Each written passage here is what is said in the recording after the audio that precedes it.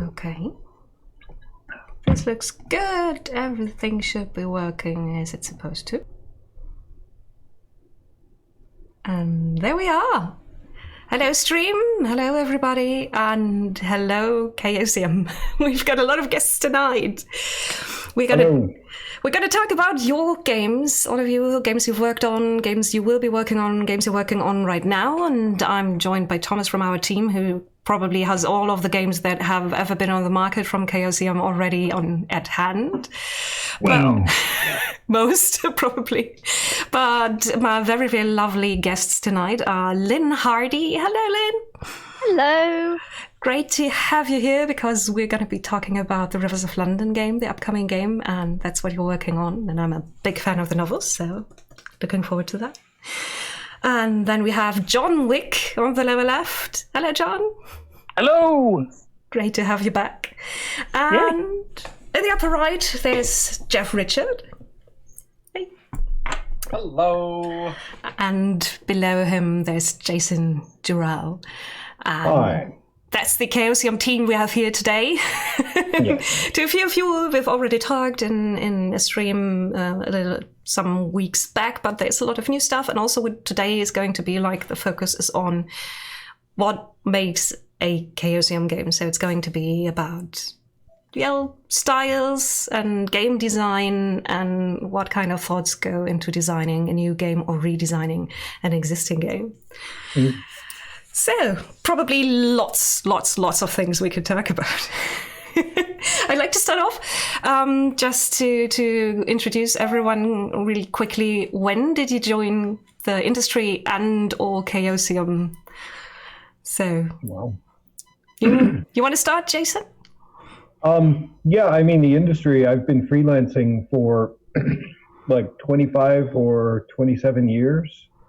And in both magazines, fanzines, playtesting, editing, all of that. Worked for a lot of companies.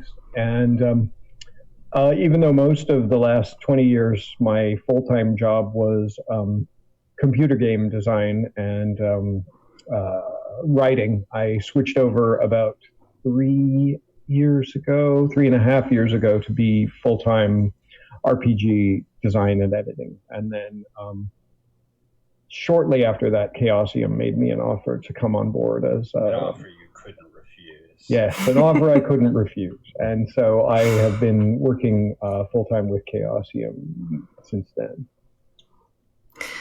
Yay. And so that's me. That's how you ended up here. That is not especially in the stream, but right. Well, this is the culmination of all that. Yeah, sure. 27 years of work. Tonight is where it all pays off. Just to be here tonight. Lynn, when did you join the band? Well, not too far off Jason's story, really. Started freelancing around 1994-ish. After I went to Gen Con and met the Nightfall Games guys and started doing some bits and bobs for them. That was in between doing my PhD and then working as a research scientist and then later on a lecturer. 8.5 years ago, I quit being a lecturer to become a full-time freelance writer, as well as teaching historical embroidery techniques and giving talks on historical embroidery techniques as well. And then it's literally a year and a month since I started full-time officially for Chaosium. I'd been effectively full-time freelance before that for them for a couple of years. But yes, it's just gone past my first birthday. I'm still very pleasantly surprised by someone actually teaching historical embroidery techniques. That is awesome. Sewing machines hate me and try to kill me, so I don't teach anything about modern embroidery techniques. Historical all the way.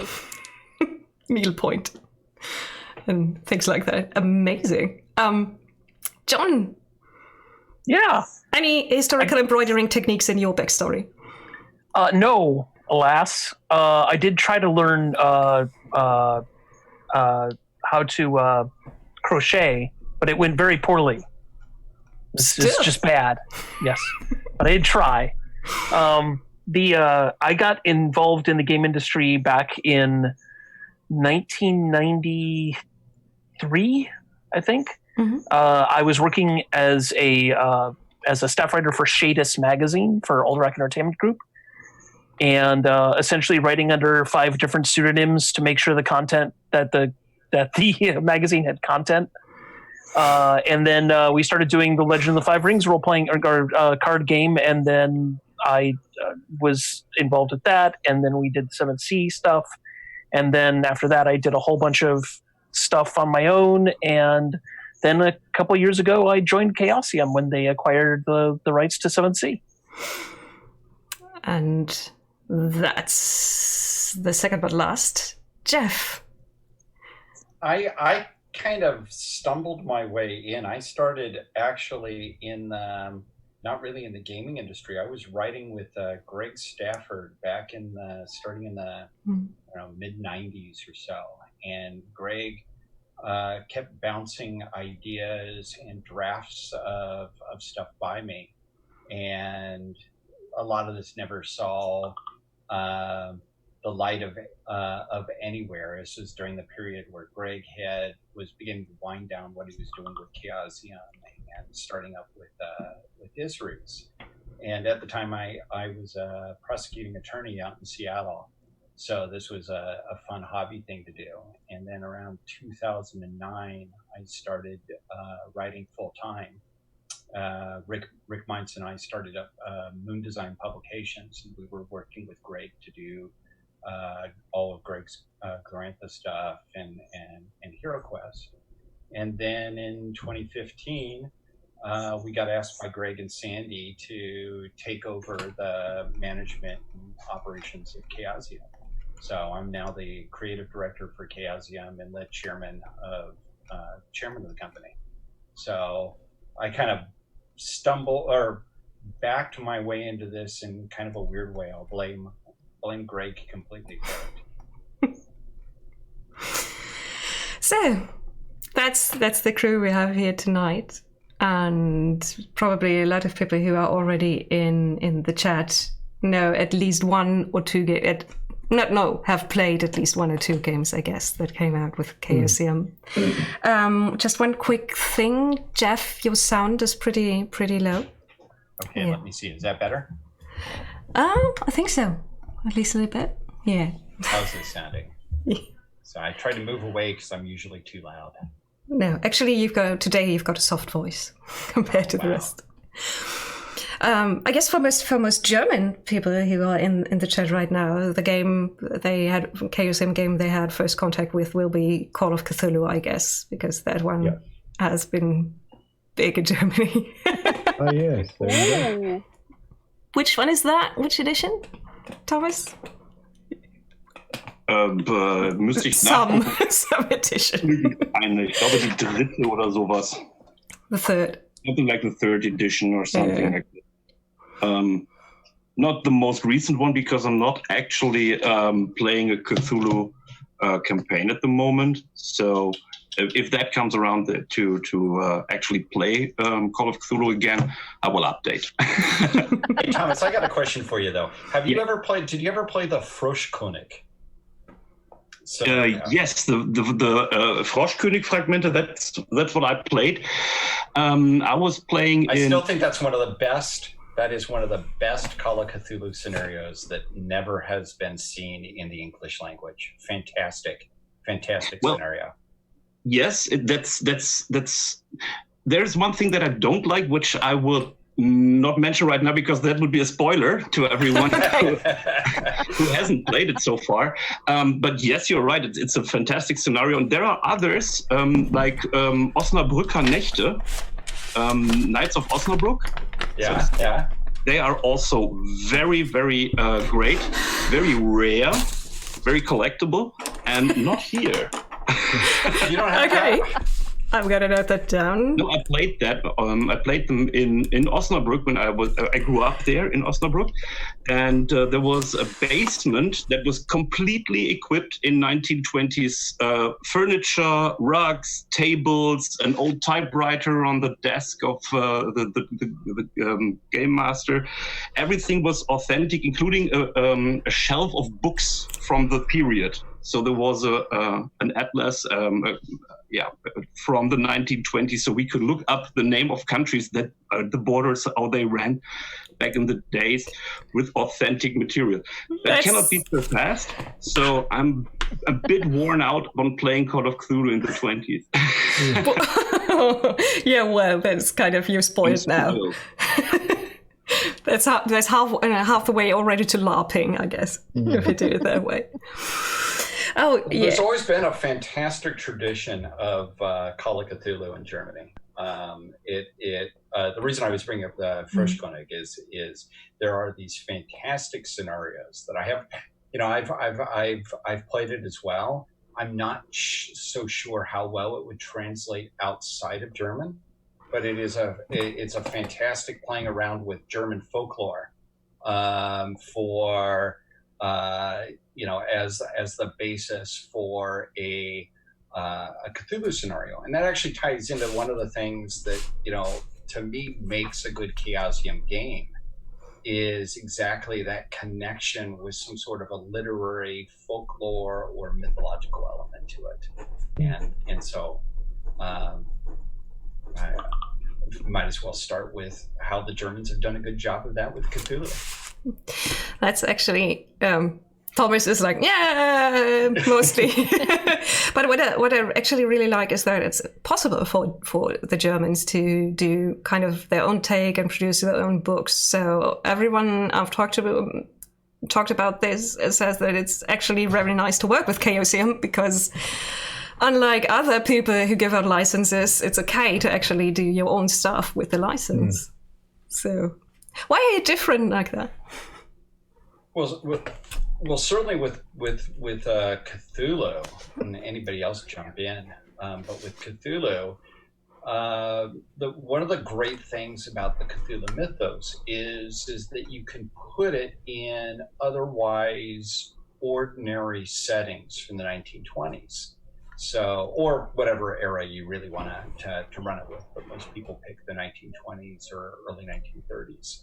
So you have in German, you have a number of scenarios that fit particular, that could be set in areas in Germany or play around with themes or stories or folklores that are peculiarly German that might not work well in an English-speaking market. But similarly, the Poles do the same thing. And so there's a very Polish subgenre of Cthulhu. And there's now increasingly a very Swedish. I don't know if anybody's checked out the new Swedish Call of Cthulhu material that's beginning to be developed. And again, it plays to subtly different cultural points and points of references and pieces of history, which is, absolutely amazing. That individual countries and languages can have their own version, their own riff on this. And so we'd be foolish to insist that it just be the American or English version. Yeah. And it's something I've said when I've been interviewed about this before. The thing with Cthulhu is that it's always easier to sell the lie when it's rooted in truth. And if you're rooting it in something local that the people that you're playing with recognize, you can really scare them because you're twisting that mundane, familiar, safe atmosphere into something really quite dark and quite alarming and unnerving. And that's much easier if you actually have people writing about it who live there and who know the places they're writing about. People are now discussing whether Osnabrück is a place of horror with or without Cthulhu. Well, that would be Bielefeld, isn't it? Isn't Bielefeld where we should Actually, yes. Bielefeld doesn't exist. It's just a hoarding that you go through on the train to Essen. It's not real. No. Just to run against that, guys, when we do the Chaosium-Team drives from Berlin out to Essen for Spiel, we always spend at least one night in Bielefeld, just because. Just because you can. Well, we spend a night at a hotel on the outskirts of something that might be Bielefeld, or there might be nothing at all. Liminal zone. We're on a highway. We're next to a highway. There could be nothing there, and we really wouldn't know. It's just they built like the outskirts and the suburbs just to fool people who are coming through. It's just a shell going around a big pit. Probably no one knows for real. Who knows? The people from Bielefeld say they feel triggered. But they'll be fine. They'll be fine. They're just trying to pull the wool over our eyes. Someone else a little bit back wrote their first Chaosium game they ever played was actually Pendragon. Oh, nice. So Greg's masterpiece. Yeah, it's hard for me to remember. I can't remember if my first role-playing game was Call of Cthulhu, and I can't remember if my second was Pendragon or Stormbringer. Mm-hmm. And I can't remember which of those two it was. But for me, Chaosium games have always had one element that has run through all of them, which is essentially the word thoughtful. Mm-hmm. The Call of Cthulhu, all of the Chaosium role-playing games, which were my first role-playing games, really taught me as a game designer how to think about the setting and how the setting should influence the system and how the system should inform the players how to play the game. And a lot of other role-playing games at the time were really focused on making a realistic, generic system that could do anything, which means that it can't do anything well. And Chaosium games really influenced me as a game designer in thinking about those things. Where are the players going to be? Who are they? What are they doing? And how do you express that as a game designer? And games like Pendragon, which I always, with only a dash of hyperbole, always call the perfect role-playing game, because it does that so well. It takes the Arthurian mythos and there are moments in the Mort d'Arthur, which I'm not even going to try to say in French because I speak the right language, American. There's scenes where knights go mad and they throw their armor off and run naked into the woods. That's a mechanic in Pendragon. Your knight can do that. As a matter of fact, Tuesday night, my knight did that. Threw off his armor and ran into the woods and not that specifically, but he did go mad because of a roll that he made that I knew. That happened to me in the Great Pendragon campaign, my first character. He went mad or ran into the woods or both? Went mad after a battle, disappeared into the midst of the fight, and he showed up. Passion roll, man. He showed up 7 years later. Oh, it's worse than that. In the we're playing the Great Pendragon campaign right now. We're 5 years into it, and every session, 2 players have fumbled a passion roll. Oh God! Fumbled, not failed. Fumbled. So that means that they just go crazy and they go running up. So the passion, for people that aren't as familiar with Pendragon. Please explain. Okay, so this is actually a key thing in a lot of Chaosium games, be it Pendragon, be it Runequest, be it Call of Cthulhu, is there is a heavy element of, most games, if they're going to model stuff, they model, well, how much damage can I take? How much mana, whatever my mana equivalent is, and that's basically about it. They model only the external character.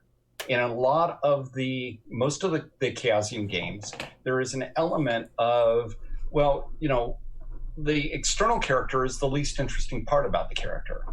Let's deal with what the internal psychology and model that as well. So in Pendragon, you have a series of personality traits and passions. And passions are things that your character cares tremendously about and can be a motivation for your character to do greater and amazing things.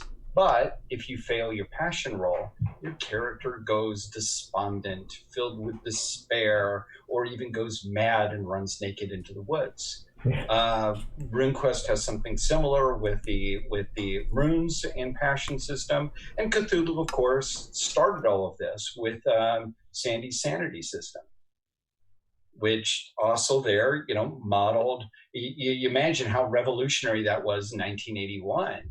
Is that you've got this thing that models, well, when you're playing Call of Cthulhu, at least in a lot of the games that I played, the most important stat is how sane am I at this point in time? How sane am I still? How sane am I still? And so what you're doing is you're giving a mechanical value to something that is key for your role-playing game experience. And one of the people that is part of the Chaosium family of friends and used to work with us on a bunch of projects, was involved in Runequest. Ken Rolston, who did Morrowind, which is what he might be better named for. Uncle Ken, one of his rules of thumb is if it ain't on the character sheet, it doesn't exist in the game, because most people will ignore it. That's true. So if you you've got to put something internal about the psychology of your character somewhere on the game sheet where it has some meaning to the player and to the GM, where it can be a tool where you go back to have a go, God, what should my character do in this situation? Okay, here it is. I am the cowardly knight, or I am super chaste. There is no way that I'm gonna go for Morgana Le Fay's evil scheme, or whatever it is. I'm loyal to Argrath, or I've got a sanity of 45. I'm just going to stay out of the situation entirely. These are all things where you have you have this a mechanical structure that really what it is it's a springboard to maximum game fun and better role playing. And that's I'd say, John, wouldn't you say that's pretty much a hallmark in all of our games? It is. The big thing about the thing that I loved about Passions when I first read them is that they get mischaracterized as something your character believes in. And I like to tell my players it's something your character would die for. Yeah. It's not a little thing. It's something your character would die for. And before you make a roll, you can call on your passion to be inspired by it. And you make a roll against your passion, and if you succeed, it essentially doubles your skill. So it means that you are not only going to succeed, it raises your chance of critically succeeding. It means you're going to do something epic and legendary. And that's great. And if you fail it, it means that your heart has become so overwhelmed by your passion, you feel, I hate this guy so much that you lose complete control of yourself. And so there's a danger of passions overriding what you get to say, what your character does. But it gives you this huge bonus if you succeed. So either way, if you fail or succeed in a passion, it creates story. Yeah. Yes. And that's one of the big things about that I learned from Chaosium games was whether players succeed or fail, it should create story. And also it is the ideal of the high romance. Not Romans. Romance. Sorry. Romance. Thank you. Romance. That kind of is encapsulated in this, just as the idea of madness descending is in the stability. And so each game kind of has this one thing that has to pick out the theme that you're working with and then put it into the game system. So it's the thing that supports you being able to tell stories in that style. And that's what a good rule system should do, is it should support you being able to tell stories in that particular genre that you've chosen to play in. And quite, if you could have the most innovative, funky game system in the world, but if it doesn't allow you to tell the story that you want to tell, then it's not doing its job. Yeah. And that's one of the things with Chaosium games is that, there's been a lot of work put into making sure that the rules and the story element are integrated so that you can tell a particular style of story and the rules are there to support you doing it. So, for instance, since you're now working on the Rivers of London game, so you have a lot of freedom to tweak things and to change things so they support the kind of story being told. Yeah, that's what we're aiming for.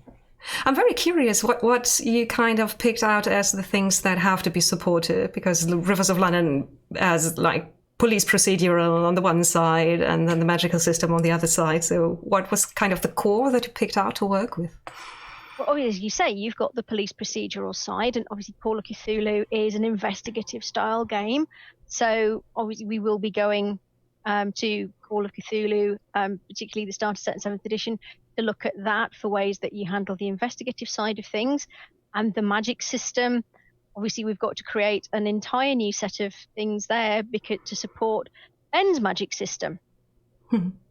Because that's a very unique thing to the Rivers of London books.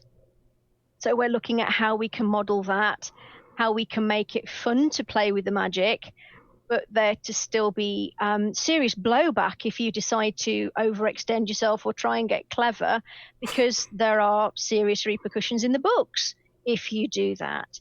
So what we're looking at is trying to model the magic, the investigative procedure, but also the pace, because they're very fast-paced.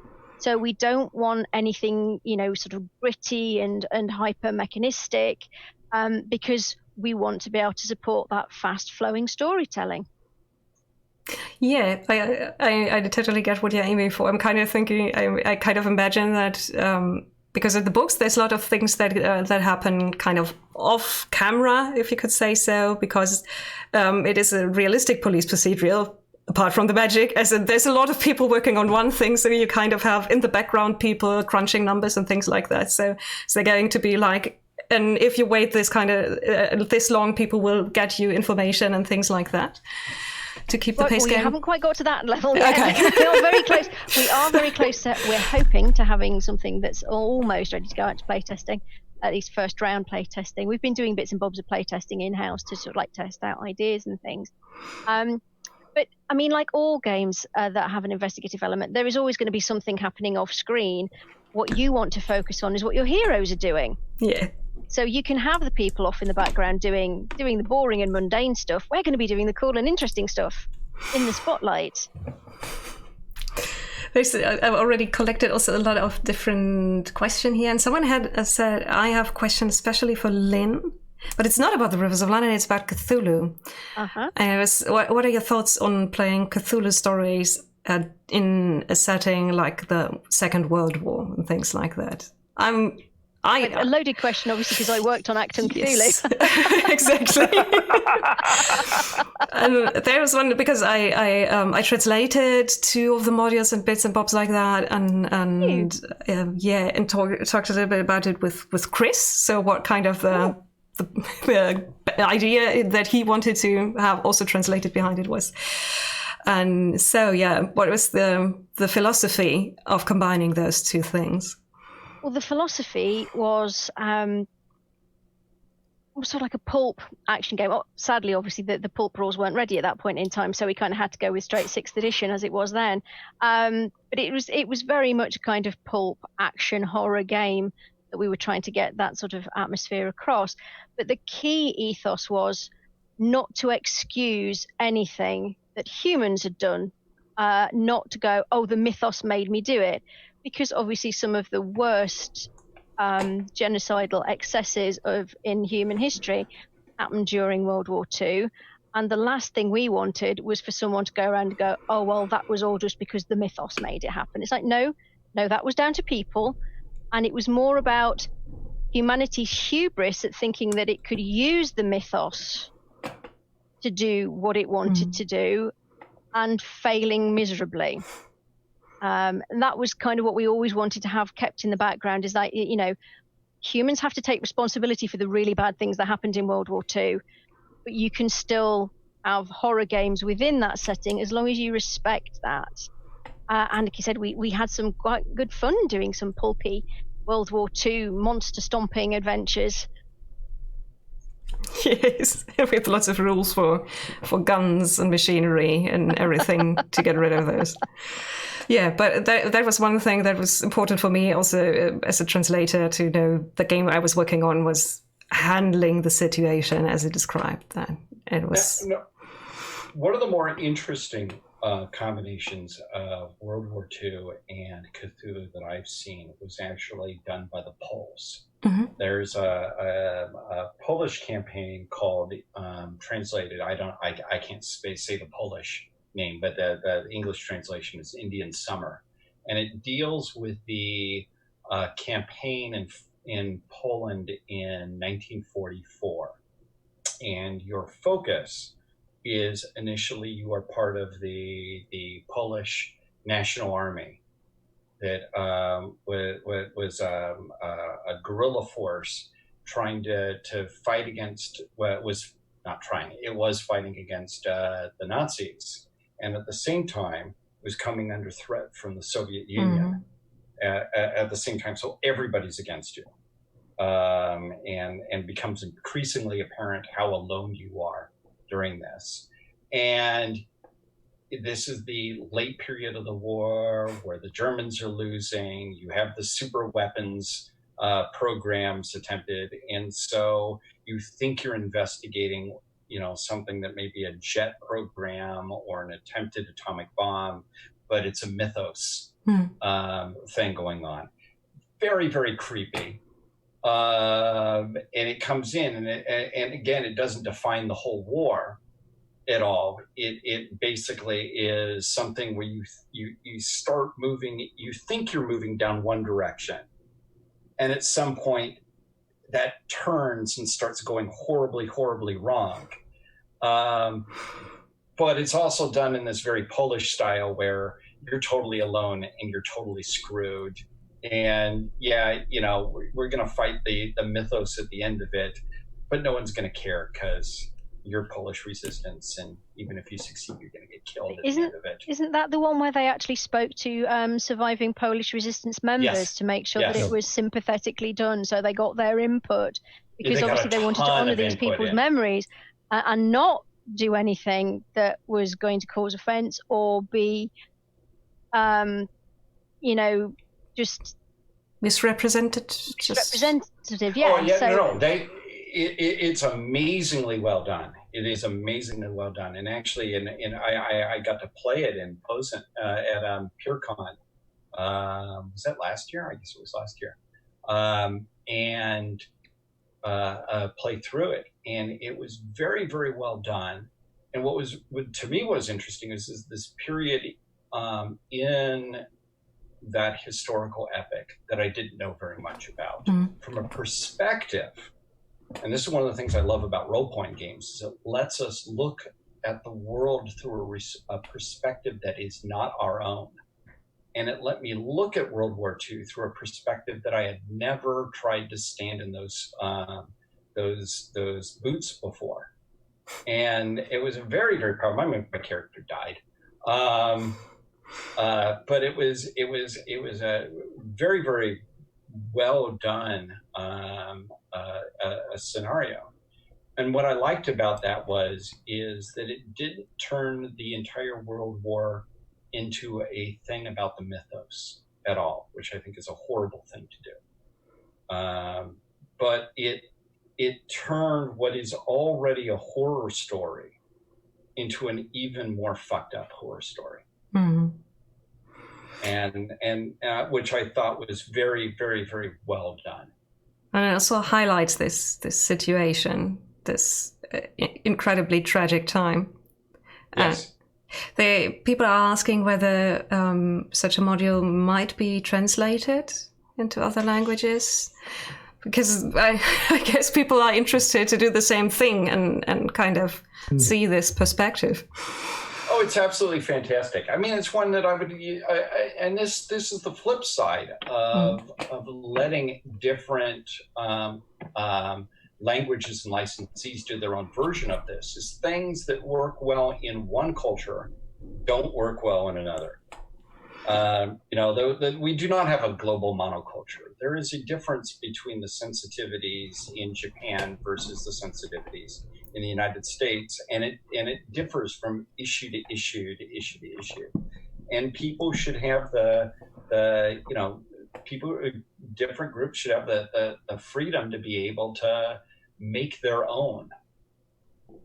But that doesn't necessarily mean that it will translate well into another language or another market.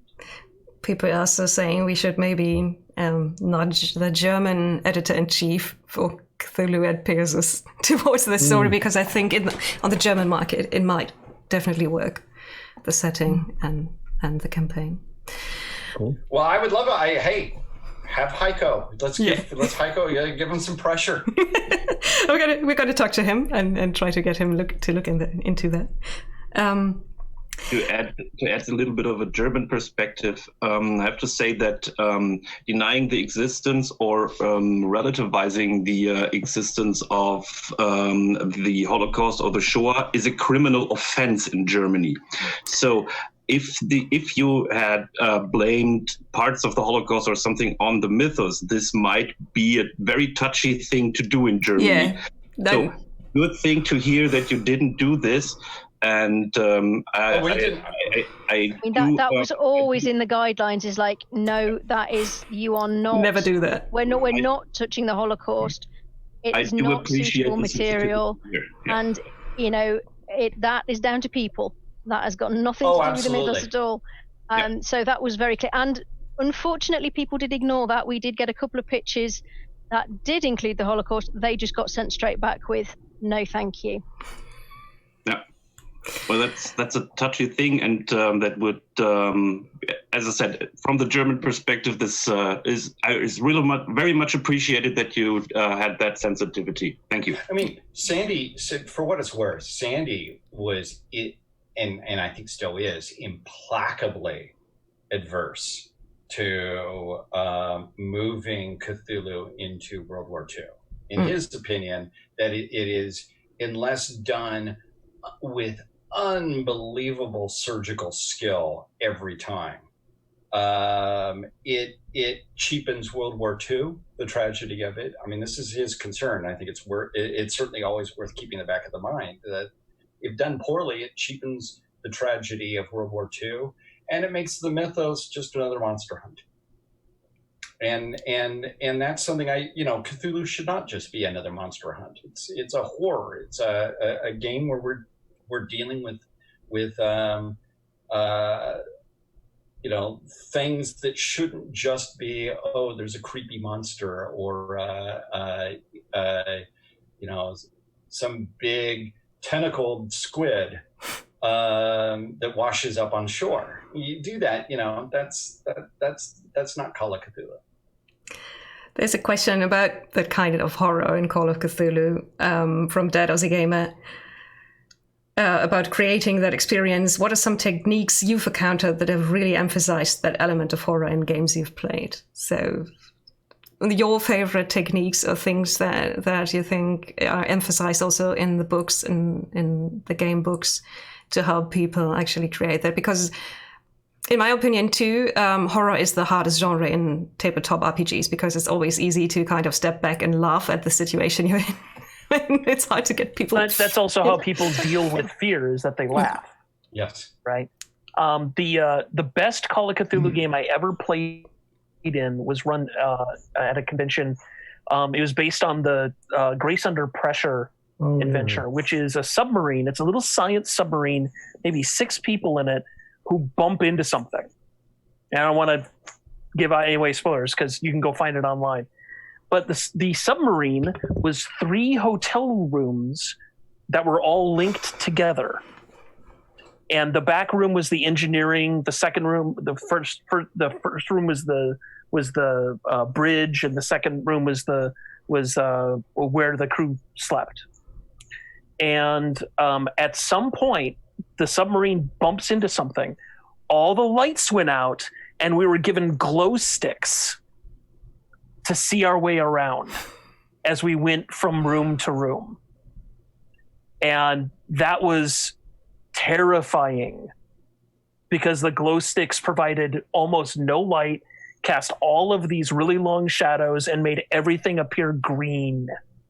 And it was the best Cthulhu game I'd ever played in, because it was so evocative, and they had the submarine sound playing in the rooms and everything. It was just fantastic. Really, really great game. I think that if you can create an atmosphere, it informs players how they should act, and they will not make Monty Python jokes while you're trying to run the game. At least not all the time. At least not all the time. Yeah. So that's kind of a trick or a technique to kind of really create a setting with lighting and with sounds and everything to draw the people in. I mean, sometimes you can't necessarily do that if you're in sort of like at a convention and you're in an open gaming space. But it's at that point you have to think about the language that you're using, your pacing, and don't just rely on sight, rely on sounds, or sort of describe sounds, describe smells. And it's what we were saying before as well. It's that, like, when something seems normal and mundane, just give it a little twist, so there's just something not quite right. So you just ever so slowly whittling away at their preconceptions as to where they are and that things are normal. So just that slow creep. If you've got the time, you might not if it's a sort of short convention game, but you can build atmosphere with language if you can't build it with set dressing. Mm-hmm. Yep. I mean, one of the things that I love, I greatly prefer Cthulhu as a ongoing game that is not within the confines of a convention or a fixed slot of time for exactly the reasons that Lynn brought up. One of the best games I was ever in was one where the core that my character was basically a guy with nothing but linguistics and library use. That was pretty much his entire skill set, and he knew a lot of languages. And the GM, we found some etchings. One of the other players found these etchings of this unknown alien language. And for my whole character, the entire scenario, and actually I think it was several scenarios, was about slowly translating this and understanding the implications of there being an alien language, and finding the rocks where this was found and bringing it to the geology department at Miskatonic University and realizing that this is millions of years old, and my character realizing the implications that there is or was an alien civilization. Yes, exactly. And what it was is the ability to basically play in an Umberto Eco or a Jorge Borges novel, where my character was doing stuff, having an awesome time, slowly going insane, and I never actually interacted with anything. You were just translating. I was just translating and dialoguing with the GM and with the other players about what they saw. I never actually went on any of the adventures.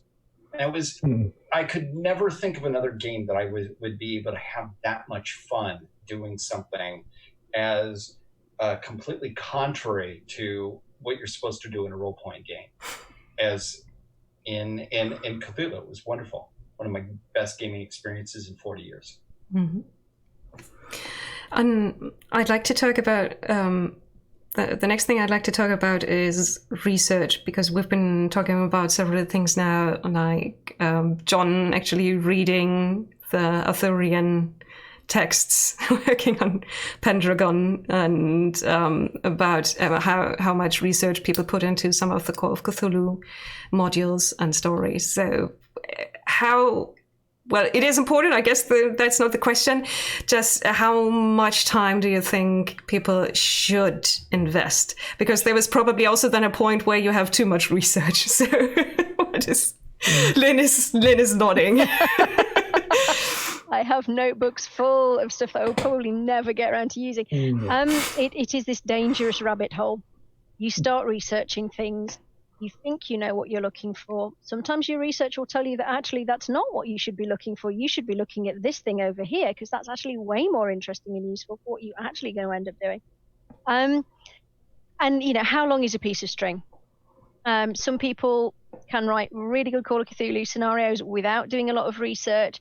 I tend to like to do the research to give me ideas as to what I want my scenarios to do. But there does come a point where you have to just be very, very strict with yourself and go, no, that's it. Yes, that is fascinating and beautiful and interesting and wonderful. But I need to concentrate on this thing now. This is what I'm supposed to be doing. And then you'll still end up going off down another rabbit hole, because when you come back to reread it and get things ready for publication, you suddenly discover there was something that you haven't put in that you will have to go and check. Which is what we've been doing with Children of Fear over the last few weeks or so, just getting that ready for publication. There's little bits of go like, oh no, I can't believe I missed that out. I just need to go and research this thing. And just, you know. Children of Fear is? It's the big campaign, actually, that I first spoke to Jeff about in 2015 when they'd just taken over Chaosium. It's what we first hired you for. It's what they first hired me for. There's been so many other things since. And it's a big campaign, 1920s, set in China, northern India, and Tibet. Oh, highly interesting region, especially at the time. Oh, yes. Oh, I'm really looking forward to that. I just quickly, I did study sinology at some time, so a little bit of background there, because. Well, there's a sliding scale, I actually think, between games on research. Now, this is part of the thing that Greg really hammered home. The highest level of research for traditionally for Chaosium has always been for Runequest and Pendragon. And that's because that is 50, Runequest, that is 50 plus years of ongoing research in the building and development of Greg's setting of Glorantha. So, you know, that basically is one that one way of looking at it is Greg started doing the research in 1966. And it just gets passed over from generation to generation to continue doing that. But a similar thing is with Pendragon. I mean, the amount of time, the amount of work that Greg spent over the years refining, going back to core texts, rethinking how, not mechanically how things fit together, but how parts of that the setting fit together. This was stuff that for Greg was just never ending. I mean, John, I'm sure you've seen some of the stuff that Greg did. I think Jason, you have as well. I mean, I have in my office, I have file cabinets filled with Greg's research notes over 50 years on these settings. You know, with Cthulhu, it's usually more defined. Right, so it's like, okay, we're not creating an entire universe based on this. So at a certain point, you can cut that umbilical cord and move forward. But with RuneQuest, with Pendragon, I am sure, John, it's the same thing with you with 7C. You know, that is, the research will continue as long as that setting exists. Yeah. I mean, for me, research is, I have a very specific, like Lynn said, it's so easy to go down rabbit holes and to find these really awesome things that you want to put in your world or put in your setting and put in your adventure and all that. But there's a really important lesson that I learned from Michael Moorcock, which is if the reader or player doesn't see it, then it doesn't matter. It doesn't exist. And yeah, there we go. And Greg was exactly the opposite on that. Yeah, he researched everything. Yeah. Oh, absolutely. Well, I think that Glorantha is a place that you can pick anywhere in Glorantha and have an encyclopedia of things to play with, right? And the key to using research in game design is to make it player facing, in that this is how the players interact with this. If you can't find a way for players to interact with something, then you should really question whether or not you should put it in the game. I think that Glorantha is a great example of a deluge of player-facing material, all of this stuff that players can, like, there's gods that you can interact with, there's places that you can explore, there's cults you can be part of, all of these different things. And 7th Sea is really the same thing. It, whenever new material for 7th Sea comes in, I go through it and go, players will never use this, players will never use this, players will never use this. Because it's just, look how cool my research is, which happens a lot in the game industry. The flip side of this that Greg always used to hammer home is, you do your research, you don't put it in your book. Yeah. Yeah. Yes. So for instance, Greg would write stuff and try to figure out, let's do the backstory going, forever, way back. But that's so Greg understood his setting. Yeah. You don't put that in the book. Yeah. Because it's irrelevant for the players. But it's important for the setting to have that depth for Greg. And similar thing with Pendragon. I mean, Greg sat around. There was one thing I was looking at when I was going through gathering the stuff for the new edition of Pendragon. And Greg sat around and he tried to make a correspondence of every mythological king in British history, going way, going back got a lot. Going back to the Bronze Age. Where this all fits together in order for him to understand, this. It was like, it's one of these ones where, the rational thing would have been to say, Greg, but why is this ever going to go up in a game? And I asked him once about this when he was writing the Antiquosiad, which is this deep background notebook that he had that he published.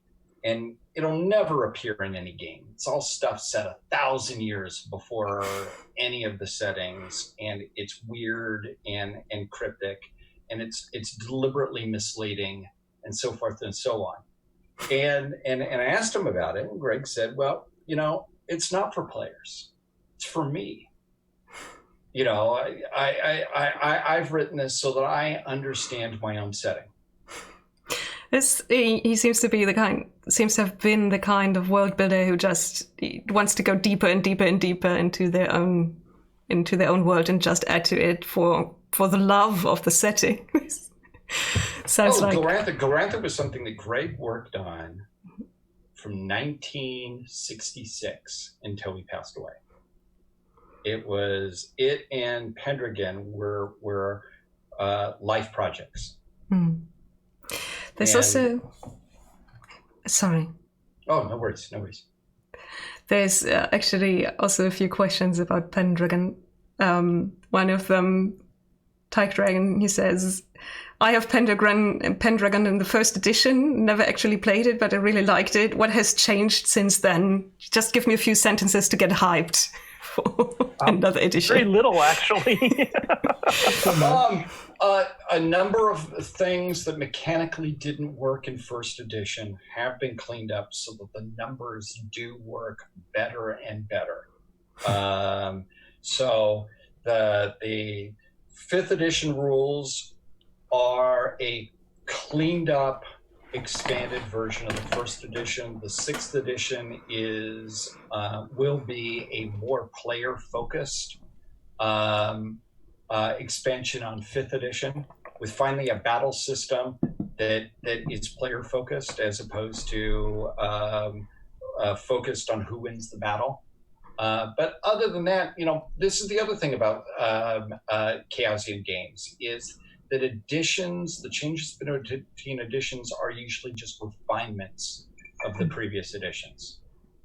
And not rewrites. Yeah. There's also someone says, I'm very sorry, but I'm not sure what is Pendragon. People have already had the person out, but just to... Don't boo them! Don't boo them! This is their chance to learn! This is a learning, this is a teaching moment. People. Yeah. Okay, so Pendragon, I'll give the canned speech of this. Pendragon was Greg Stafford's masterpiece of game design. And it was Greg, since he was a teenager, had a love of Arthurian mythos. And it was Greg managed to take the entire Arthurian corpus, that whole body of mythology, and give it an organized structure to it that was playable. And in Pendragon, you play one of Arthur's knights. You play a knight. You know, it basically turns we're going to have all sorts of different character classes and whatnot. Turns it on its head. You play a knight. You are going to play a knight. And hey, John, what are you going to play? I'm going to play a pagan knight. Yeah, there you are. You can play a pagan knight, a Christian knight, or somebody. Yeah, maybe both are cool. But you're playing a knight in Arthur's. Yes, Thomas has it showing here, and it is as a game system that has you interacting with the setting and immersing yourself into it and thinking, well, what would I be doing as a knight? Why would I be doing these things? It is one of the greatest role-playing games of all time. The reason I call Pendragon the perfect role-playing game is a couple of reasons.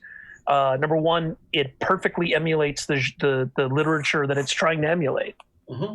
If you like the stories of knights and ladies who are driven by passions that they will die for and cast loyalties to one side or the other of a conflict that has no right side, and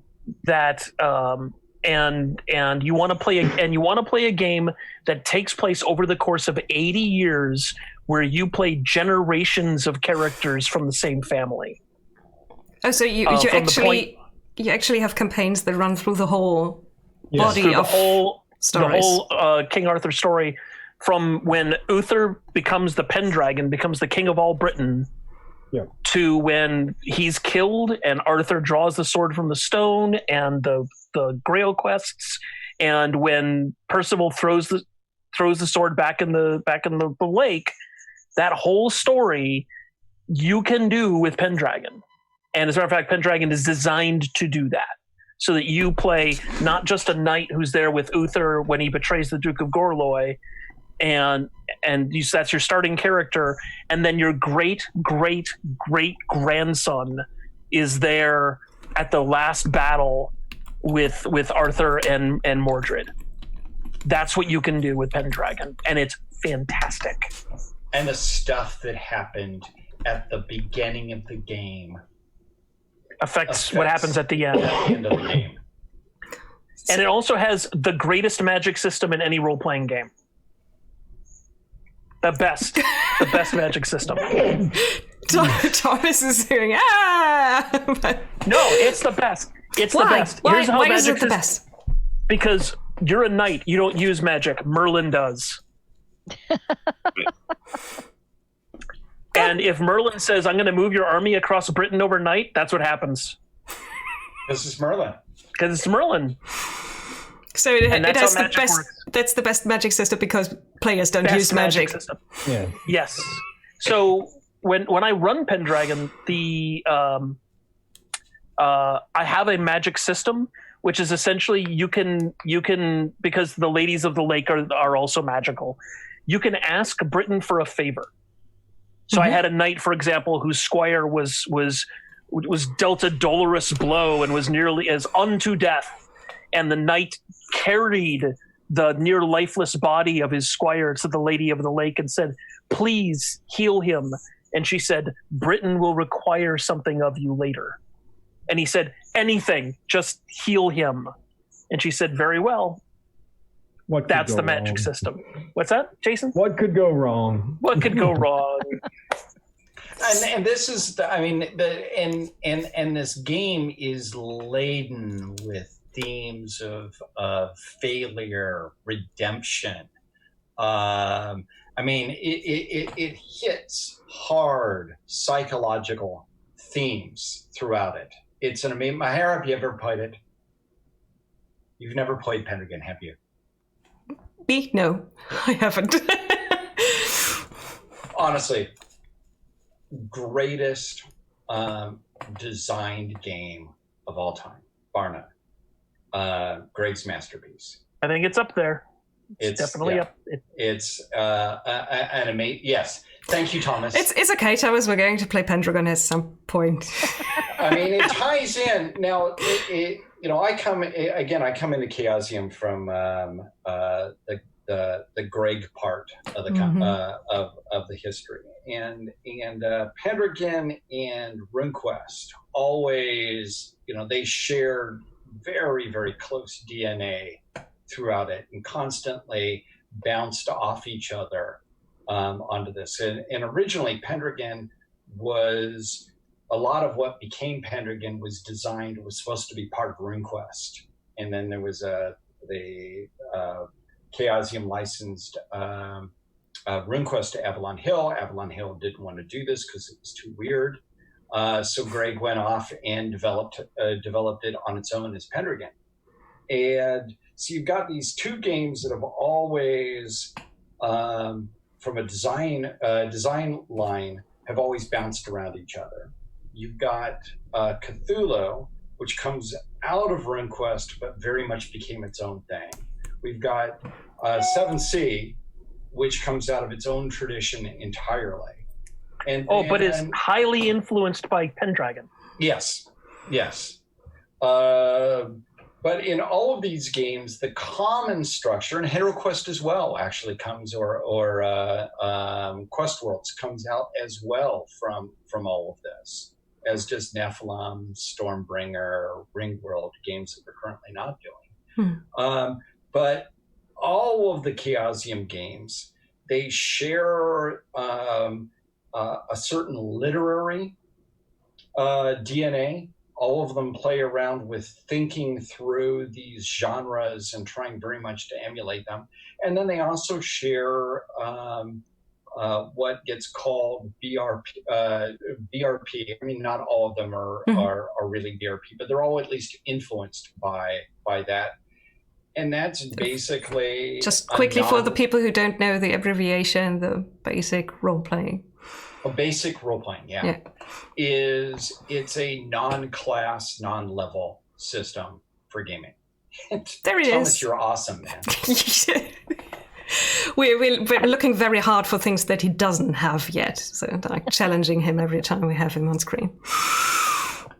Yeah, I may be wrong, but it was the first role-playing game to have skills. Yeah. It was? Because it was D&D, didn't have skills. Tunnels and Trolls, first edition, didn't have skills. Yeah, Chivalry and sorcery. What's that? Chivalry and sorcery had skills, and but didn't it come out the same year? I thought Chivalry and Sorcery came out a little bit before, but I might be wrong. But Fantasy Wargaming, that crazy game that was actually published as a book, that was full of chapters, that also had some skills in it as well. Crazy idea to bring out a game like that in a book. It was a strange, at least back then. It was a very strange book. Well, I mean, it was like half of it was just essays about fantasy settings and worlds and different books, different pieces of fiction, and what medieval societies were like, and weird bestiaries. And then suddenly there was this RPG halfway through. It was really weird. Ichifi, I don't know how to pronounce the name, I'm very sorry, in chat, says Empire of the Petal Throne had skills. I don't know when that came out, but they seem to know what this is. That was like 78, 79, very early. I mean, M.A. Barker and Greg used to correspond with each other. There's this great review that Barker had of Cults of Prax, way back in the, got to be like about 1980, 1981. And both of them, and Barker was an amazing, absolutely amazing world creator. But like Tolkien, he created, his focus was on language. Yeah. So he used language as his, that was really his vehicle for exploring the world. Same thing with Tolkien, you know, that the building blocks are linguistic in Tecumseh and in Middle Earth. Greg, what was interesting about, one of the things that was interesting about Greg is Greg was not a linguist. Nope. And sometimes that shows in his use of names, but he was a mythologist. And so for Greg, the building block of any setting is the mythology of that setting, be it Arthurian, be it Glorantha, be it Nephilim, which he put a huge amount of work into it, or even one of the great games that doesn't get the attention that it should, Ghostbusters. Yeah, Ghostbusters. Which is an huge, amazing game, absolutely amazing game. And I'm not sure. Yeah, there it is. Yay. There it is. The game that invented target numbers. Yeah. Oh, is it? Yes. I think the first time dice pools. Dice pools as well come out of that. Dice pools as well, yeah. Oh, John, what's your Greg Stafford rule? Oh, the Greg Stafford rule. If you think you thought of a clever game design mechanic, Greg thought of it in the 80s. It's generally true. It's not always true, but it is generally true. It is. I want to go back to something that's been mentioned a few times already, the working with the literary theme or with the literary world to create a role-playing game. Okay, maybe not in the case of Ghostbusters, but most of the games at Chaosium. It's literary. There was I didn't know there's actually a book that they're based on. Nope. No, but it was one of the first, that and Chris Klug's James Bond 007 were they're about the same time, and they were among the early attempts to take a non-fantasy literary, Cthulhu as well. But you had these early efforts in the early 80s to take things that were not fantasy literature, and how do we gamify it? How do we play with that genre? And yeah. And Mháire, do you mind? That is a great game. Yes, this is the greatest game we never got a chance to work on. That is a great I salute Chris Klug, who works with us now on a number of projects, who is an amazing guy. James Bond 007 is a game of sublime genius. Okay. The fact that it's a Bond game and the core mechanic involves betting. Yeah. Involves gambling. That's... Hey, and it was the first game with hero points. Yep. It had a player mechanic that allowed the player to interject and say, "This happens." To make because I'm Bond. Yeah. Because I'm Bond and things happen to make my story happen. Yeah, because I'm Bond. Betting. Genius game. Oh my gosh. Yeah. As for working with literary themes and things like that. How much distance do you also need to have? Because one question in the chat was about Lovecraft and the aspects of his work that are not just about cosmic horror. And we've had big discussions about racist themes and role-playing games and things like that. And since we've now heard how you go about doing horror in a World War II setting and things like that, I get the feeling that it's important to you to deal with issues like that.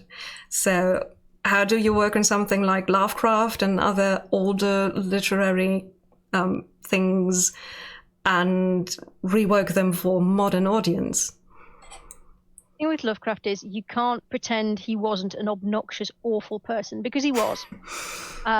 Even for his time, he was obnoxious and awful.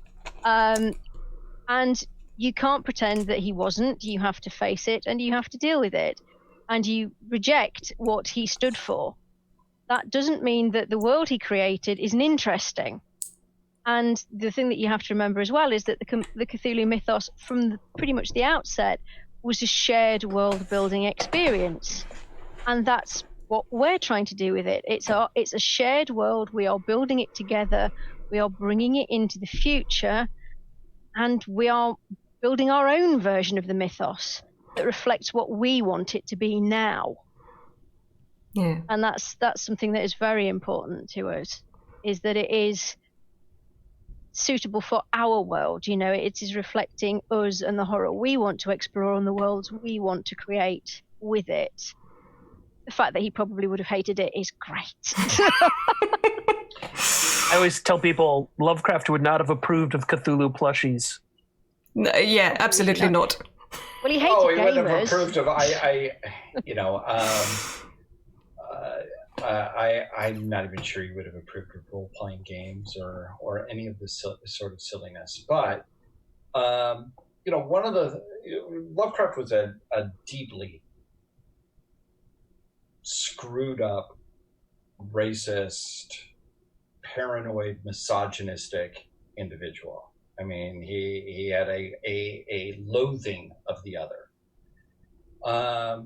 Now, that's part of the reason that his horror hits so hard, is that there is a fear of the other. There is this fear of the self. There is a fear of body. There are all of these anxieties and fears throughout the mythos. And horror is about the things, the things that in our reptile brain that we're still frightened of. And this is, it is. I am yet to find horror from a really great horror from a wonderfully well-adjusted person. I mean, there's an element that you're exploring. He was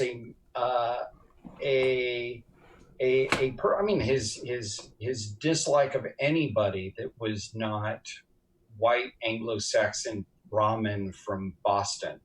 I mean, my family are Okies from half-breeds from Oklahoma. We were at near the bottom of the Lovecraft pecking order of. Lovecraft was not exactly filled with praise for Native Americans or people from places like Oklahoma either. And especially people where he had the feeling that they were both two things at the same time, so white and native or white and black. But there's this. These are the reason. I think, at least, the reason I think that is his horror still hits home is we have in our society. Our society is racist. Our society has obsessions with the other. We define ourselves constantly of between us and them. And these are things that still cause us, in our reptile brain, anxieties, and that part of Lovecraft's, that he played around with, were very, very powerfully written. When the fear of the abstract becomes, the fear of the other becomes abstract. Yes. I mean, this is the history of the 20th century, is the fear of the other. You look at what the mythos is, if we go down far enough, it is a fear that the universe, there is no redemption. The universe hates us. Or the universe doesn't even know that we exist. It doesn't care. Yes. Well, it doesn't care. I think that's actually one of the reasons that Lovecraft stuff resonates so much, and why it's fairly easy to remove the problematic or troublesome aspects of Lovecraft's personal biases and his prejudices is that when you're dealing with cosmic horror, you know, this horror at this just gigantic scale that is so far above anything that we encounter, like the differences between humans become meaningless. You know, we're all just completely, we're nothing compared to this vast superstructure of alien evil. And so humanity, I mean, as disparate and broken up and, you know, infighting as we are, I mean, we're all drawn together because it is literally humans are the only thing standing against the mythos. And so I think that is really important to remember, is that, you know, there is no, what's that phrase, that there are no ethnic differences are in foxholes. You know, the notion that if there are no atheists in a foxhole. Well, no atheists, but you know, where we don't have the phrase, man. Okay, but the idea that there's no room for like petty disagreements about your ethnicity or your gender or, you know, what you believe, when humanity is basically up against the wall with, you know, all of the cosmic horror of Lovecraft to oppose them. And I mean, I think that actually makes it a very universal horror, which resonates, you know, across a huge spectrum of people. And also you got the Cthulhu plushies. Yeah. Cthulhu plushies. I don't know if you've noticed him, but he's there. Oh, yeah. Red one. That's my little winged Cthulhu plushie in the background. He always sits with me when I'm doing these things. I've also encouraging you. I've also now noticed the tiny Batman in the background, and I've seen the whole time I have been watching the child from Mandalorian in your background. The child is here. The child has a bobbly head. Boo boo boo boo. I got like 5, and none of them on reach. Damn it. You know, I like Pikachu keeping me company as well. Do you know Lynn? Do you know the story about Robert E. Howard and how he would write? I don't know. There's a book about the woman who dated him for a short period of time, and in it she went to go on because he didn't have a car, so she went to go pick him up at his house. He had a car because he shot himself in it, but you know, it just wasn't always working. Yeah. So she went to go pick him up, and she heard shouting coming from the house, and so she snuck around the back, and it was Howard at the typewriter shouting what he was writing at the typewriter at full bore as he was writing. And he said later that he felt that Conan was behind him with a big bladed weapon ready if he got it wrong. And I always loved that story. And anyway, that's sort of related. Just wants tea and biscuits. He really does. But I like to tell two things about this. I like to tell people, number one, the reason Lovecraft was so good at writing horror is because he was afraid of everything. Yeah. Mm-hmm. His life was full of day-to-day terror about everything that was not him. Yeah, he was afraid of everything, and which should say something about his character. Right. And he probably hated himself a bit too. Oh, absolutely. And the other thing to remember is that Lovecraft isn't the mythos. Right. Right. There have been hundreds of people who have contributed and developed and evolved the Cthulhu mythos since Lovecraft. And frankly, I mean, it's my first role-playing game. Call of Cthulhu is my first role-playing game. I read all the Lovecraft stories. I really like about 3 of them. The rest of them are pretty juvenilia stuff. Oh, there you go. It's just... But there's like all the stuff that everybody else has done with the mythos, and that's really what I focus on when I think about the mythos. So now I'm curious, John, what are your 3 stories from Lovecraft? I think Call of Cthulhu itself is ingenious in the way that the way the story is structured. I think the structure of the story is really brilliant. The Thing on the Doorstep is clearly my favorite Lovecraft story. I second that. And I really like A Shadow Out of Time are the three. Although I have to admit, I have a cool spot in my heart for Cool Air, only because it's like the only Lovecraft love story. But it's still filled with all of his pejorative. What did my writing teacher call it? She called them pejorative adjectives. Well, he's up there with Tolkien, isn't he? Why use one word when 32 will do? And the thing that I like to mention when people bring up Lovecraft, Lovecraft is a racist. Yes, so is Tolkien.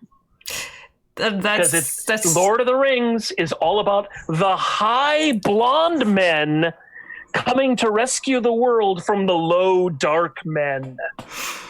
So don't talk to me. If you want to throw your little pitchfork at me and Lovecraft, I'll take it and turn it right around and point at you for your Tolkien. We had a very long talk about exactly these things. Howard was not exactly a nice person either in that front. No. So, John Lynn, when you have to deal with a lot of ancient world writers, boy, the sins of Lovecraft and Tolkien seem so simple. Yeah, they do. It depends on what point you wanna stand at and look back at. I suppose most of the ancient Egyptian texts I've looked at have mostly just been tomb writings where they've been bigging themselves up and going how great they are, so the gods give them all the cool stuff they want in the afterlife. Yeah, wait until what you need to look at is the non-tombs, but the monumental stuff where you talk where various happy pharaohs talk about how they treat the sea people, the Hyksos, the other barbarians, everyone else. I mean, this is the joy of dealing with stuff that human beings have written over the time. Past, yeah. Is human beings often suck, and we look at ourselves, and I'm sure that our grandchildren will look at the stuff that we're doing that we think is so impressive, and they will say, "Oh my God, what a monster! What a monster we are!"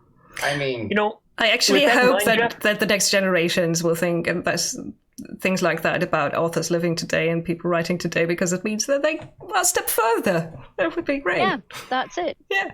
Jeff, I've always wanted to do a Greek mythology role-playing game based on the Iliad, where the mechanic rewards you for making the other side sound better than yourself. Because, Hellas is really fun. I really like Hellas, and where's Aegon? Where's your Aegon? Or Aegon is fun. But I always wanted to do the Greek myth mechanic where you have to downplay your side and upplay the other side, because that's what Hector has to be more awesome than you are in every regard, except your ability to kill. So you were able to prove how awesome you are. It always came across to me, and I could be totally wrong in misinterpreting it, but it always came wrong one. That the killing of Hector was more and the killing of Hector and Achilles was more luck, or the gods interjecting themselves. Like, I have this opportunity to kill Achilles by guiding Paris's hand with his bow, so that he knows where to strike. Right. Yeah, well, that's in the Little Iliad. That's the Apocrypha stuff. That's the fan fiction. The Iliad? No. The Paris killing Achilles isn't in the Iliad. It's in the Little Iliad. That's not. Oh, that's right. Yeah. No. The fight with. I mean, basically, I love the Iliad. I love the Iliad. I love the Mahabharata. I love these huge, morally ambiguous epics, but the whole thing that's established in like the first couple of paragraphs of the Iliad is this book is about the wrath of Achilles. It's about how pissed off Achilles can be, and that. Achilles comes over, and all the Greeks are so impressed with him, but not because he's a great guy. I mean, he's a dick throughout the whole thing, even by the standards, and that's not from a modern judgment. It's from the standpoint of the other characters. He decides to pout for 2/3 of the book because Agamemnon took the slave that he wanted to take as his own. I mean, and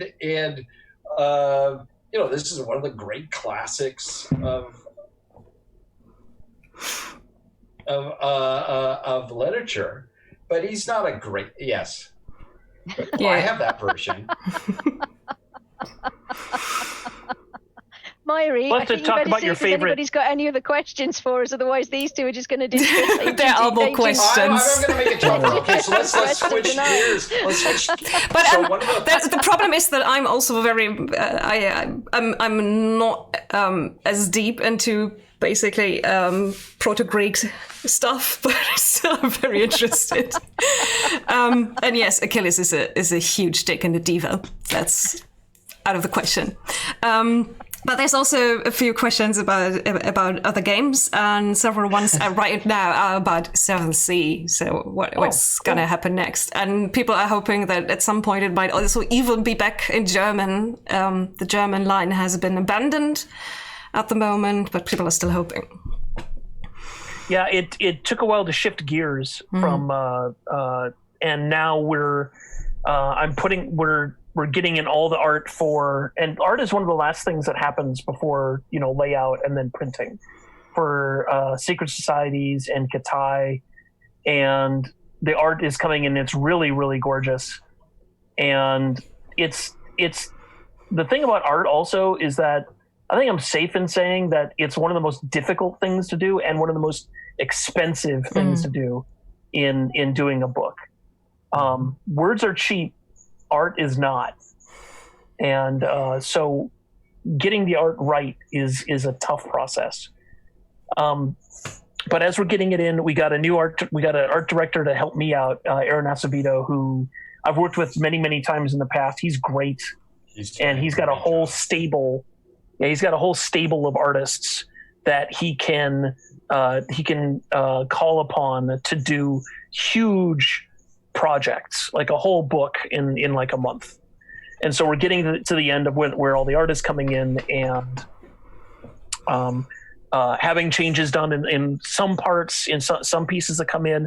Some pieces come in, they're just perfect, right? But there is a lot of back and forth with because there's details like, for example, we got a piece in that was absolutely perfect. It was gorgeous, and it was in a church, and on the wall is a crucifix with Jesus on it. And I went, I can't have that. We can't have Jesus in 7th Sea. He's not there. So I need to send that back to the artist and say, hey, here's a picture of the Prophet's Cross, which is the holy symbol in 7th Sea. We need to replace it with that. So that takes the artist time to do and to fix and things like that. And it's a huge process. And even the smallest details are important because, that's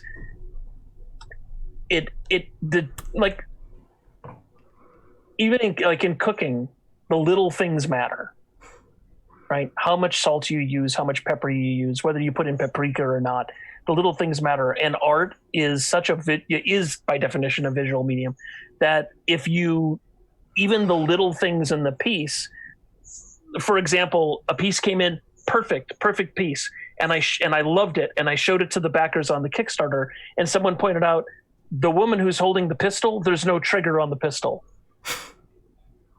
So I have to send it back to the office. Why is there no trigger on the pistol? Because it turns out she didn't know how to draw a pistol. So it's a process. It's a really rewarding process. It's really fun when new art comes in. Yeah. And that's the state that we're in right now. And Secret Society should be out very, very soon. And Katai as well. And I guess the moment when a book actually comes together, when the text is in layout and when the pictures come in, that's even after being in the industry for some time by now, that's still magical, right? It is still magical. And I am a skeptic, and I'm a materialist, but I believe in printer gnomes.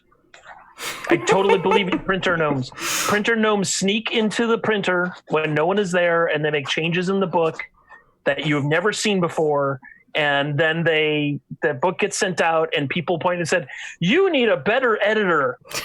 And I'm like, you check along the line, and no one remembers who put that in. Or no who one changed remembers where that came from or why it's there, but there it is. It just did on its own, yeah. The thing is that we don't. People think we release books. We don't. They escape into the wild before they are ready. Just run away. When they want to, we have little control over that part. There's a certain bit where it becomes cruelty to the book to keep it penned in for so long, and we get concerned that some regulatory agency is going to come in and fine us for keeping the book cruelty in its cage for too long. So we, at a certain point, you just got to open the door and let it run. Okay. Yeah. There's still the question, someone really, really, really, really wants to know whether there might be a new German edition of Seventh Sea, or if it might be continued in some way. Well, we can't really force a company to translate it into German, so we have to... Well, what was the question? Let's be more specific. What was the exact phrasing of the question? The last one that he wrote, German edition, ? Maybe, ?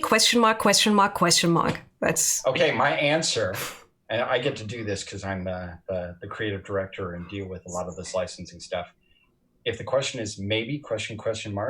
Yes, maybe ? As John said, there has to be somebody that wants to publish it. Yep. Maybe. Yeah. We don't have the means to translate it ourselves. Mm. Yeah.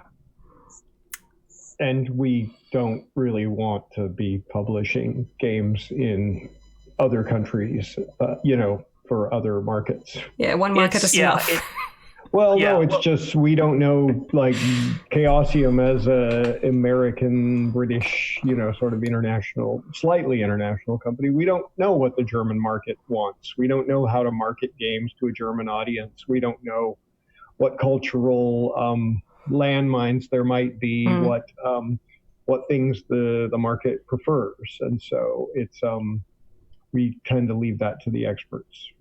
And the German market itself is going through a lot of transition itself and a lot of change. Mm-hmm. I mean, and try doing that as a try to navigate that as a non-German company. And I would advise against it. Put it like that. There's also a question, or it's been a question sometimes, and just the moment I'm starting to talk about it, it's repeated, whether there is a chance of Stormbringer coming back in any way. That is one. We currently don't have a license with Michael Moorcock, who is no license. Well, we don't have a license. No license. No license means no game. Fantastic guy. And somebody we would very, very much want to work with again and hope to be able to. But that's about the extent that I can say about it. Yep. Same thing, and I'll go down the list. Same thing, if anybody asks, same thing with Larry Niven. Man, I would love to do a Ringworld again. That is Ringworld. I have Thomas is fetching it right now. Oh yes. There you go. Jason's played it with me. Yeah. This is, for me, this is my favorite science fiction role-playing game of all time. It's a very flawed book. It is a very flawed book. It's unfinished. Basically, there is this beautiful background, beautiful rule system, and nothing to do with it. Yes. But it is even as something that's unfinished, it's pure genius. I would love to get the chance to be able to finish it. I would. No, wow. Thomas, you are, dude. I have two box sets of it, man. And I have the original piece of art for the cover. Wow. So how about this one? Any comment on that? Well, again, that's the problem with Superworld is I would love to be able to do a super setting. But the issue that Superworld had is it was a rule system in search of a setting. Yeah. And there isn't a setting for super worlds. And this is one of the beliefs that I strongly have, is that you can't have a generic rule system for a genre of things. No. Rules should not be these free-floating things wandering around where you say to the game master, okay, now do something with it.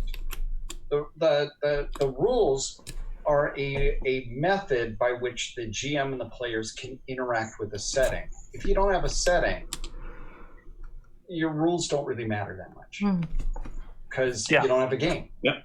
Well, it's the Jared Sorensen's 3 questions, which is, what is your game about? How does your game do that? And what behaviors does your game reward? Mm-hmm. Right? And Superworld is, the system works. Yeah. Works great. It's not about anything. No. That's the problem. There. It's there. Right? And it's not like, and frankly, it's not like Runequest, it's not like Pendragon, it's not, which are all very, very specific, very like they focus on that first question and nail it. And Superworld doesn't do that. It's got that one thing that's missing. And if you add that to it, it would sing. Yeah. But that is a pretty big thing to be missing. The heart of your game. Yes. That is the thing about all of the Chaosium games. It's worth thinking about. Is all the games that we do. They're very tied with a particular setting, a particular genre, and they're not intended to be a one model fits everything approach to it. Is that for Runequest, I love Runequest. I love the rule system, etc. But it's about Glorantha. Yeah. Pendragon, Greg's most brilliant game, best mechanics that Greg ever wrote. But honestly, and Greg would be the first one to say this, it's about the Arthurian mythology. It's not really about the rule system. Cthulhu as well, Cthulhu works for this sort of cosmic horror involving mythos. It's not really appropriate for I wouldn't use it for something that was non-horror investigation. That's not what it's for. And we can go down the list of this, that the 7C games system is designed for 7C. It's designed for what would Errol Flynn do? And how many chandeliers can be in the scene? Yes, well, exactly. And in none of these do we say that there's this free-floating rule system beyond, BRP has some core mechanics to it, but every one of the games that uses BRP takes it in very different directions. Cthulhu is very different from Runequest, which is and is very different from Pendragon. And 7C isn't even BRP. So we are really we're about focused on what is the setting, what is the story, and our mechanics are there to basically make it better. A better experience for exploring that. Then we have answered the question that was the core of this whole talk. What makes a Chaosium game? Focus on what kind of story you want to tell, and then make the rules support that kind of story and storytelling. Yep. For the end of the talk, I would like to take a little glimpse into the future and what things will come next. And definitely for me, Rivers of London will be one of the highlights to come out soon. But I'm a fangirl. So. And yeah, you said you're in the play testing phase, and we're just about to. We're just getting to the point where we're going to be starting play testing outside house. So yeah, I mean it's going to be next year really, because obviously we want to play test this thoroughly to make sure that it's doing what we need it to do. We've taken the viewpoint that, we know gamers will pick it up and play with it, but we're hoping to maybe bring some of the people who've read Rivers of London and enjoyed it, curious about gaming but haven't really tried it, So we're trying to make it as simple and as straightforward and as intuitive as possible so that we can bring in a new generation of players. So it's part of the BRP family, but as Jeff said, with all our games, it's going to do its own thing. It's going to play to the strengths of the stories that we're trying to tell with it. So that's something, obviously, that we need to test to make sure that it does do that it is going to support less experienced players, brand new players, and sort of draw them into our murky little world so that we know once we've got our claws into them, we can sort of like sell them all our other cool stuff too. The great thing is that Ben Aronovich already in the last novel, False Value, actually has scenes with people role playing. So anyone who's read them, gamer. Yeah. Yeah, he's a massive gamer, and the thing is, I went to a book signing with him. It was 18 months ago now, at near where I live, and I got there early, and I was having a conversation with Mike, and this is something that I've wanted to do as a game for years now. Since I first read Rivers of London. And Mike Mason just said, there's a game in it. And I went, well, I'm going to go and see him at a book signing, I can always ask. So I sort of trundled up to Ben, and this was before I was actually working full-time for the company as well. And I said, ever thought about doing a game? And his little face lit up, and it was like, who do you work for? Chaosium. And it later turned out that he'd always kind of hoped it would end up being a Chaosium game. That's great. That's so cute. So he's like, we'll talk. He was such a delight to meet at Dragon Meet last year. He's great. Yeah. Damn, he was a Dragon Meet. Yeah. I was when Lynn was the first to enter the video chat, we talked about that. I keep missing him at signings and everything. He's very elusive. He's very, very elusive as our Ben. Oh no, Ben is absolutely wonderful. And like you said, as a gamer, he really understands what we're trying to do, and is very excited. So that's great. You know, we keep sort of sending him little emails to sort of clarify things, and we'll get little messages back and that. So it's you know, I'm really excited about this. Like I said, it's something I've wanted to do for years. So I really want to make sure that we get it right before it escapes into the wild, basically. And it will, because it would be cruelty to keep it. What else is next at Chaosium? Things we can hand over to the people in chat. This is what you can look forward to. More 7th Sea. More 7th Sea. It's coming fast. Well, lots more Runequest is coming down the line, and should I mention the thing? Yeah, of course. Okay. This is the first time we've actually really announced it, and so hey, you've got an exclusive. We are doing a role-playing game based on Lords of the Middle Sea. And I bet this one is even confusing Thomas. If he can pull a copy off of his shelf, I will be blown away. Lords of the Middle Sea was a strategy board game published by Chaosium in 1978. Correct. I believe. Written by Lynn Willis, one of the mainstays of the company for, almost 30 years or so. It's set in the year 2401 and it was very early steampunk, where basically you had a flooded North America with just basically all that are left are islands, a little like that film Waterworld, but it's sort of this skirmish for survival between the various nations that have arisen since then. And it was not hugely successful.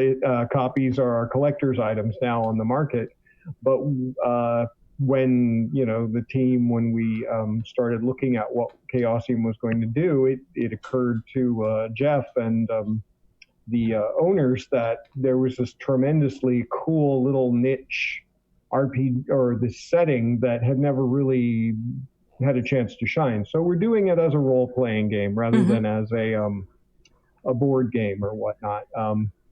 And the players will take on the roles of a crew of either a airship or a watercraft or some kind of land vehicle. And basically it's sort of trying to find your way and survive in this crazy post-apocalyptic setting.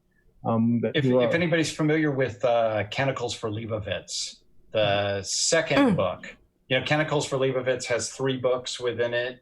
There's the first one, which is set in the very early stage of the reconstruction after the apocalypse. The second book is when we begin to rediscover the past and rebuild a new civilization. I'd say it's very much in that second. Right.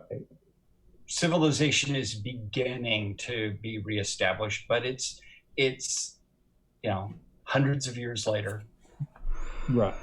And so when you create your characters, you'll sort of, you'll create the denizens of, whatever countries you decide to pick from. You'll immediately establish what your connections are to each other as you go through character creation and how you know each other and how you're encountered and what you're doing. And then the next section, the sort of the hook, is that your character will be, or your characters and your campaign will be built around your vehicle. And that's something that I'm working on this chapter right now. I don't even think I've talked about it with Jeff much at all, but it's going to be the second phase of character creation. After everybody has created their characters, they'll then get to customize their vehicle, and it will be a little bit of like, I'm going to do this. I think this should be there, so that you have a vehicle that becomes the heart and soul of the campaign. And so it isn't just a way to get from point A to point B. It's got its own personality and its own set of funky, it could have flaws, it could have quirks, it could have some defects. And getting it improved and better is probably going to be a huge part of the story arc or the campaign arc. And as a result, it creates an emotional tie to all of the players feel like they're sort of invested in this vehicle. And the vehicular combat system will also be one where, or it is one where everybody should be doing something, because, if your airship is in battle with another airship, you're running around in the bag there, trying to fix bullet holes and whatnot, while, somebody is in the engine room banging on things. And so it has a lot of collaboration happening when you're doing that kind of thing.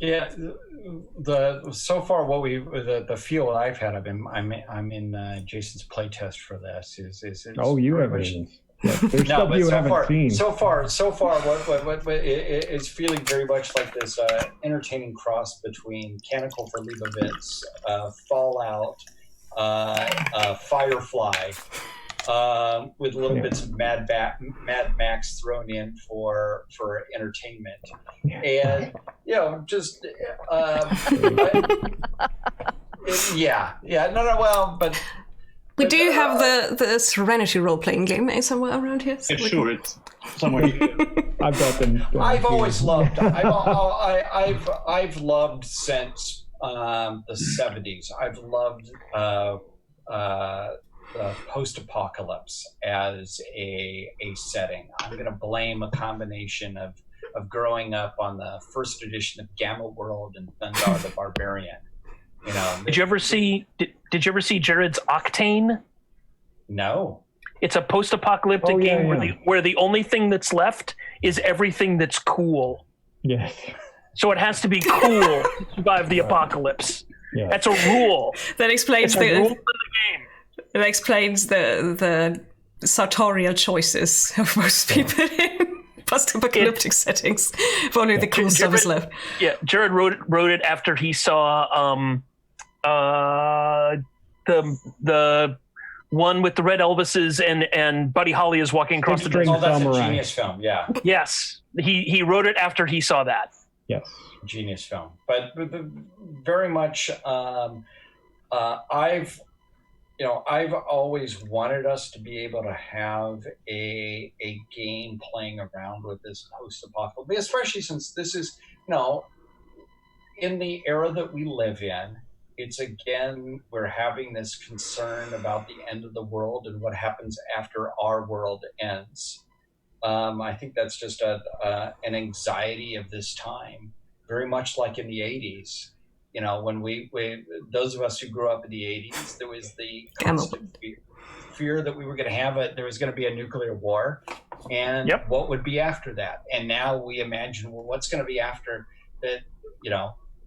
What's going to be after the now? The road. There's so many things right now. Just call it exactly, and it's, now. It's an anxiety that we have now, and that's something I would love to play around with in a role-playing game. And I'd love to play around with that in a role-playing game than have to deal with it in the real world. So yeah, I get what you mean. And it's kind of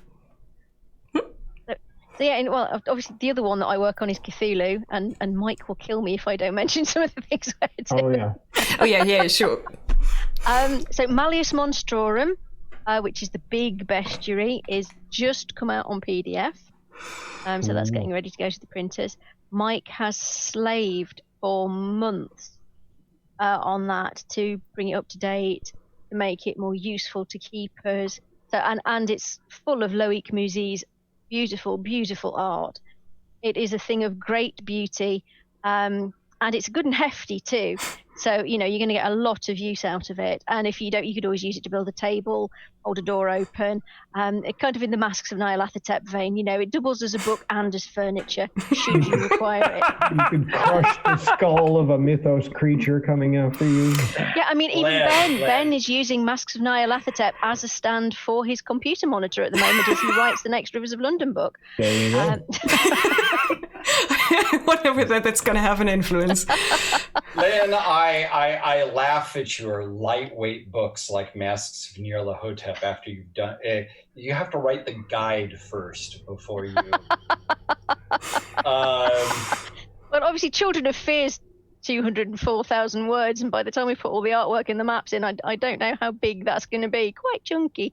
So that's one of the next ones that will be coming along as well. But we've got lots of smaller little things coming out as well to help sort of support smaller groups. Obviously, at the moment, with people not being able to get together, we're developing some more solo adventures. We're developing some one-to-one scenarios, which will be coming out soon in partnership with our Polish licensees.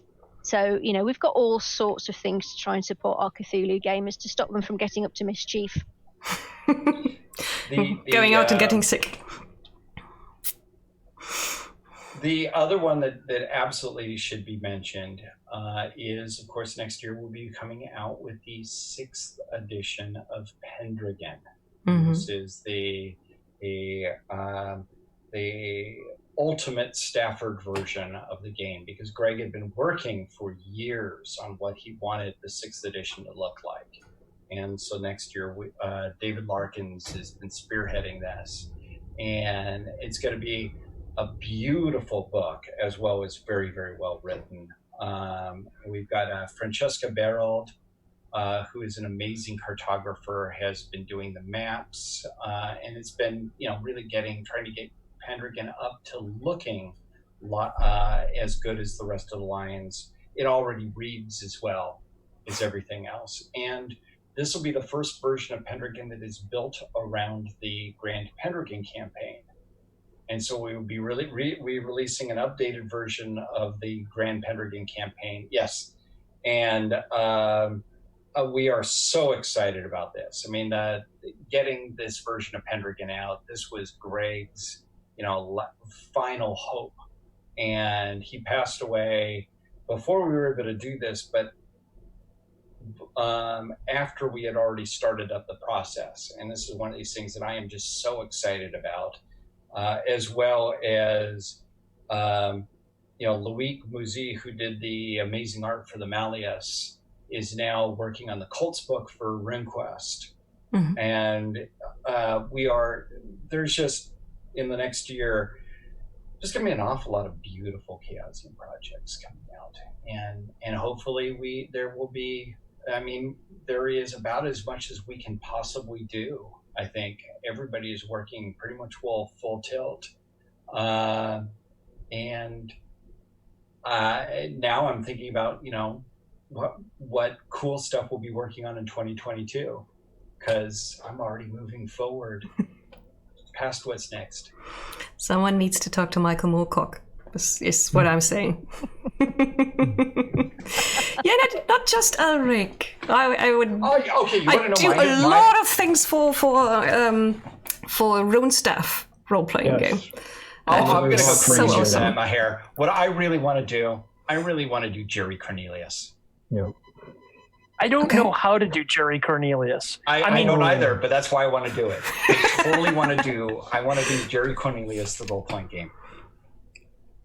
We'll sell 5 copies. 1 copy will go for you. 1 copy will go for me.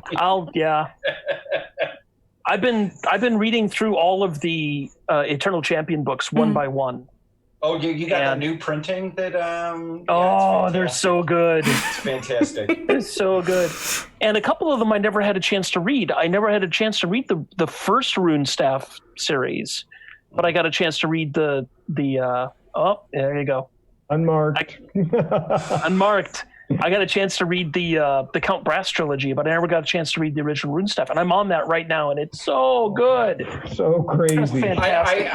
I didn't feel at all like something he wrote 3 days apiece. Yeah. I will slowly get this to an end now. We've been talking like 2 hours at this point. Yeah. At some point, we just have to say, let's table other stuff for another talk at some other time.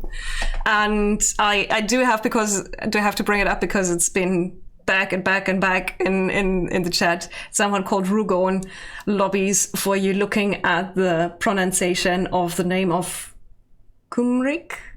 Or that's the problem to look into, which is the written real pronunciation of the name. What? Can you spell it? Cymric. It's Cymric. Cymric. Oh, okay. I don't speak Welsh. The ancient people of Britain, yeah. Now people are talking Welsh in chat. That's not helping. Welsh isn't a real language. Welsh. Oh my gosh, They didn't have enough letters. Let's end it at this point. Yes. Before Andrew John, one of the ones that I find interesting, though, one of these goofy linguistic things is that the term Welsh and flock, right? Vlach in Romania, it's the same word applied by incoming people for the original folk there. It means outsider or foreigner. So Welsh is a Germanic word applied on the native Romano-British. And just so we get it in there, French isn't a real language either. It's a practical joke. It's a practical joke played by the French on non-French speaking people. They have their own secret language that they speak amongst themselves. And then when Germans and Americans and Canadians and British show up, they speak this other language called French. And with this, we give back to our studio in Bielefeld. John, mon ami to Barbarian. And we'll see what kind of theories come out of this next time we ever do this. Thank you so much for being here and for giving an insight in your love for games and how you work on them. And thank you for having us. Thank you for having us. Tschüssi. Tschüss. Auf Wiedersehen. Auf Wiedersehen, meine Lieben. Gosh. Ooh.